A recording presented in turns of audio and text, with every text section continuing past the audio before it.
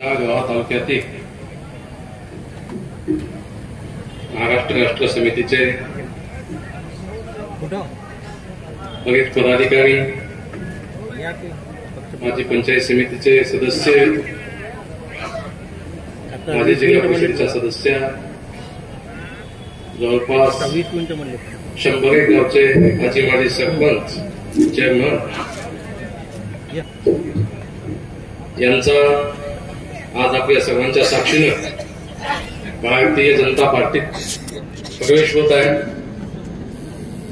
या कार्यक्रमासाठी राज्याचे माजी मुख्यमंत्री, नांदेड जिल्ह्याचे लोकनेते, विकास पुरुष आदरणीय अशोकरावजी चव्हाण साहेब अवघ्या 15 मिनिटात या ठिकाणी व्यासपीठावर उपस्थित होणार आहे।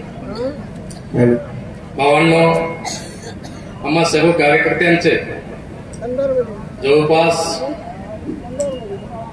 30-40 वर्षापासून आदरणीय शेतकरी नेते शरद जोशींच्या नेतृत्वात, या तालुक्यातील नेते माननीय शंकरअण्णा धोंडगे यांच्या नेतृत्वात आम्ही सर्व शेतकऱ्याच्या शेतीमालाला उत्पादन खर्चावर आधारित भाव द्यावा या एका ध्येयाने प्रेरित होऊन शरद जोशीच्या नेतृत्वात काम करत ही चळवळ, ही कार्यकर्त्याची फळी, ही जे आज काही भाजपात प्रवेश करणार आहात, ही 40-40 वर्षापासून रस्त्यावर काम करणारी, या समाजकारणात राजकारणात काम करणारी एक पिढी आहे।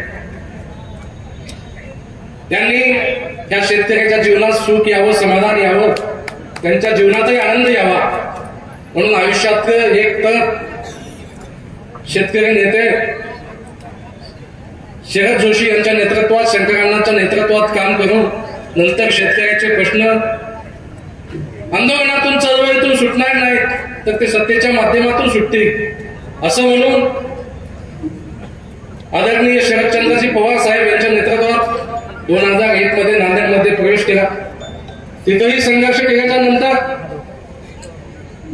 तिथेही काही हाताला यश आलं नाही, पण या महाराष्ट्रात नव्हे देशात असा एकच नेता आहे शेतकऱ्यासाठी। शेतीला 24 तास लाईट असेल फ्रीमध्ये, शेतकऱ्याला एकरी 10,000चं अनुदान असेल शेतीसाठी 7-12 प्रमाणे, असे आदरणीय के चंद्रशेखर राव यांच्या नेतृत्वात 4 वर्षाखाली 3 वर्षाखाली आम्ही काम करायला सुरुवात केली। पण आपल्या देशात चांगल्याची किंमत नाही असं स्थिती तेलंगणाच्या शेतकऱ्यांनी सिद्ध केलं। ज्या तेलंगणात 10 वर्षाखाली फक्त सिंचनाचं प्रमाण 14% होतं, अवघ्या 9 वर्षाच्या काळात चंद्रशेखर रावांनी सिंचनाचं प्रमाण 54% नेऊन ठेवलं तेलंगणाचं। तेलंगणाला, हैदराबाद सारख्या शहराला जगाच्या नकाशावर IT हब तयार केला, पण इथल्या शेतकऱ्यांनी, तिथल्या सामान्य माणसांनी त्यांचा सुद्धा पराभव केला आणि के चंद्रशेखर राव यांनी सांगितलं की माझी महाराष्ट्रात याची इच्छा नाही, महाराष्ट्रात आल्यामुळेच माझा पराभव झाला की काय, अशी त्यांना शंका तयार झाली।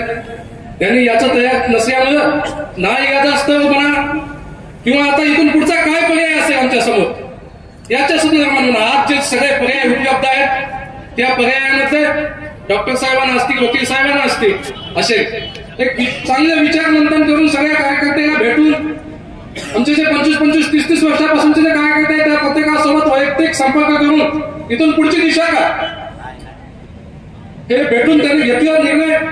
बाबा इथून पुढची जर दिशा जर काय घ्यायची असेल तर या देशातील सर्वसामान्य माणसानं, सर्व शेतकऱ्यांनी स्वीकारलेला आजच एकच पक्ष आहे आणि तो म्हणजे भारतीय जनता पार्टी आणि त्या पक्षाचे नेतृत्व आदरणीय नरेंद्रजी मोदी साहेब। म्हणून आम्ही आज भारतीय जनता पार्टीत प्रवेश घेण्याचं ठरवलेलं आहे।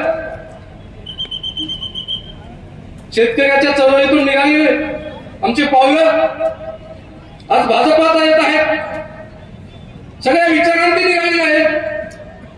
तुमचे आमचे प्रश्न सोडवायचे असतील तर सत्तेशिवाय पर्याय नाही, विकासाचे कामं करायचे असतील तर सत्तेशिवाय पर्याय नाही, या नांदेड जिल्ह्याचे राजकारण करायचं असेल तर अशोकराव चव्हाणशिवाय पर्याय नाही, चव्हाण साहेबाशिवाय पर्याय नाही। या सगळ्या गोष्टीचं सखोल चिंतन करून जिल्ह्यात जे काही चांगले कामं झाले असतील ते फक्त अशोकराव चव्हाण साहेबांच्या नेतृत्वात झाले। नांदेड जिल्हा अभियान लक्षात घ्या, तुम्ही पुढील निघाली होती। अशोकराव चव्हाण साहेबांनी मुख्यमंत्री असताना अनुदान